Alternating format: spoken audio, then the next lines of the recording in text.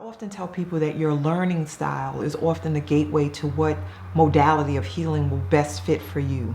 So we have people who are more auditory, you have people who are visual, you have people who are kinesthetic, but there might be somebody who's more auditory, so guided meditation may work best for them, or music might work best for them. Someone who's more kinesthetic, the auditory stuff may not work for them, so they might need to be in a movement class or do yoga. So I just ask people to find their way to their learning style. You might do that in combination with a pharmacological modality like taking medications. Combining that piece too would also help you to discover what might help you to stabilize yourself. Well, music is about creating space. It's about working with space, and it's about movement, going from one place and getting to another place, but doing it in a way that creates a certain continuity that allows both myself and the people listening to the music to sort of take that path.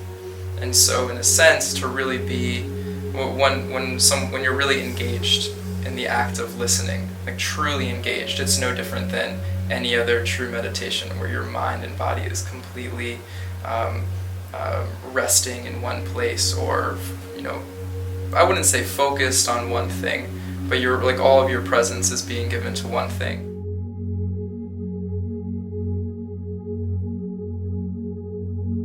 It takes you beyond the mind in such a way that you have these other experiences, and the body gets to heal itself in essence, right? When something's not right, it's out of harmonic vibration. It's not vibrating to the correct frequency.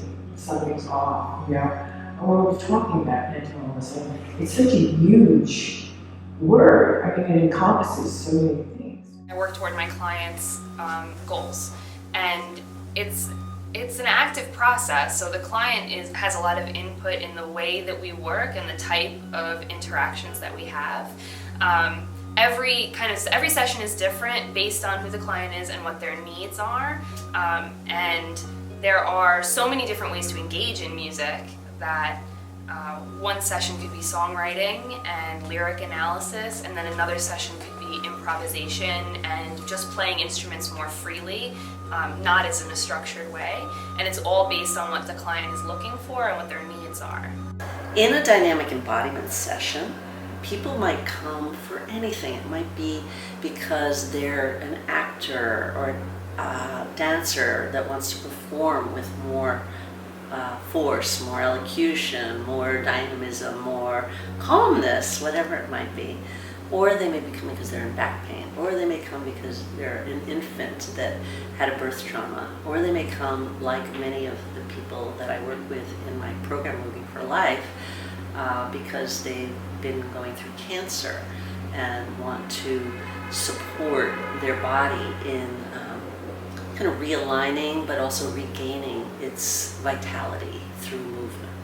And the work includes table work, movement work in space or on the floor, in space meaning, walking or traveling in some way, and talking. I met one of my close friends about 3 years ago. I told him I wanted to be a healer in water, and he said, wow, I'm a healer in water. And I was like, wow, it actually exists.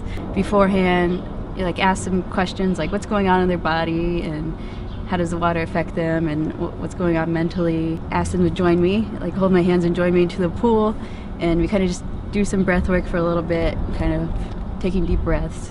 And then I put my arm behind them so I can feel their breath more, because it's all about following them and totally just being there for them. They fall back into my arm eventually, and first starts out with Watsu, which is shiatsu massage in body temperature water. For about 15 to 30 minutes, we do just everything above water, like moving them around, and massage moves and getting relaxed. People with PTSD or people who are scared of water, whenever you're in that just all above water, it helps them gain your trust, because they might be really stiff and tense, and just helping them relax and knowing that you're there to support them really just gets them into this relaxed trance. I got certified in it back in December of 2015. It's just amazing to see the miracles that happen in it, and wanting to bring it on the reservations, definitely that was my main goal in getting certified.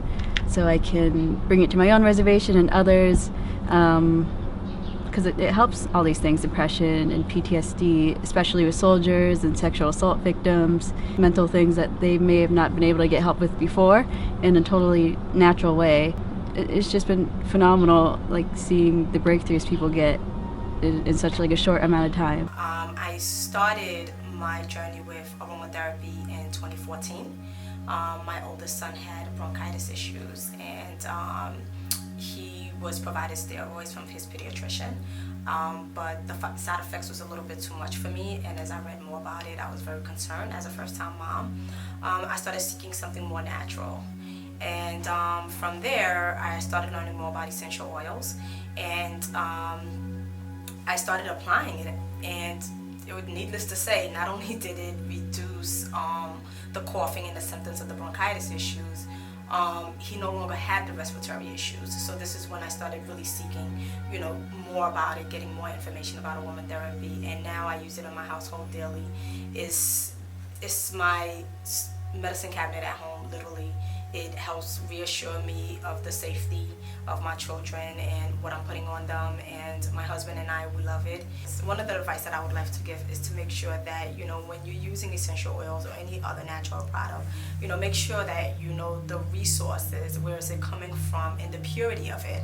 Because, as much as these things can, really help us, it can be toxic if you don't know what it is and where it's coming from. So for me, doTERRA oils, because of their scientific background, has been the go-to for me and my family, and very safe. They have a line of natural other products that's been working wonderfully for my family. So I definitely say do your research. So I'm here today offering spiritual counseling with cards and crystals and intuitive readings. I'm a Reiki practitioner and writer, and I work with herbs and nutritional offerings to make specially tailored wellness protocols for people to support their own healing and their own empowerment. I advise people to have healthy diets, and obviously plants are very important and herbs are very important, and they are of the earth, which is also where we get all of our power and energy anyway. But what I found with Reiki and meditation is that it allowed me to accept myself as I am, which I believe is one of the cornerstones of healing. And I believe that that is especially relative when it comes to anything related to mental illness, whether it's anxiety or depression, addiction. Any of those things are often one of the most important steps is learning how to accept and love yourself as you are, so that you can have the self-awareness to make the changes that are necessary to be your best self. And what it means for me is psycho, soul, drama, stories. So your soul stories get told, not from a place of just vocalizing them and intellectualizing them, but you use the cognitive, the experiential, and the participatory combined in order to create healing and a new level of insight, not just about your past, but about your current life. And then also you can project into the future what you want to design for yourself so that you can be fulfilled and move towards something in a powerful way. So what we do with Playback Theatre is we listen to your experiences, your stories, and then they immediately get played back. So you are providing the script for our theatre today.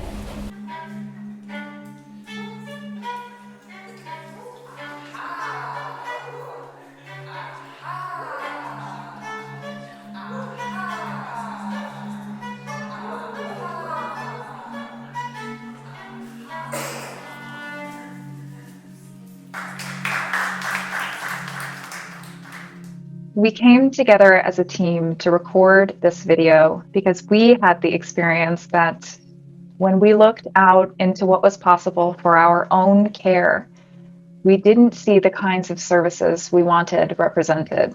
We've also all been connected to people throughout the course of our lives who struggled with their mental health, some of them successfully, and some of them did not come out on the other end.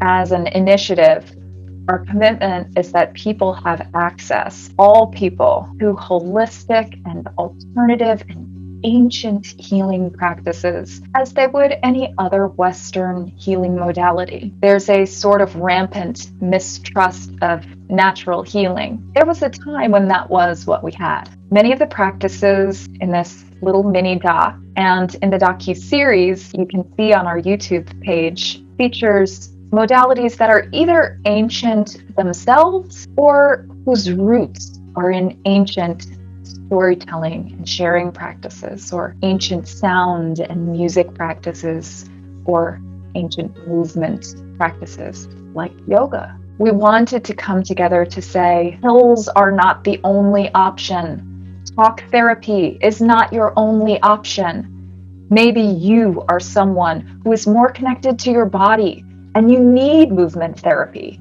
We wanted to come together and say more is possible.